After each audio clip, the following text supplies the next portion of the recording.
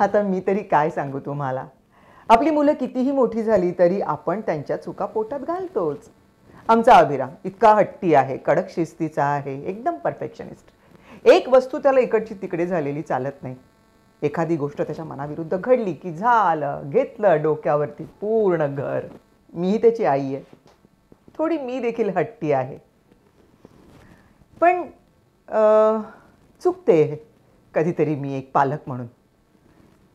पालकत्व काय आपण पोटातून शिकून आलेलो नसतो, त्यामुळे चुकायला होतं. पण एक उत्तम पालक कसं बनावं हे आपण आयुष्यभर शिकतच असतो की नाही. बघा ना, आता लीला मला सून म्हणून खूप पसंत होती. अभिरामला ती पसंत नव्हती. त्याला लग्नच करायचं नव्हतं तिच्यासोबत. पण त्यांनी माझ्या मतांचा आदर केला, राग नाही धरला. मी देखील त्याच्या नियमांना थोडे युक्तीनं बगल देत असते. पण आपल्यासारखीच आपली मुलं देखील आपल्याला माफ करतात. आणि समजा आपण चुकलो तर ती चूक सुधारायची आपली तयारी हवी.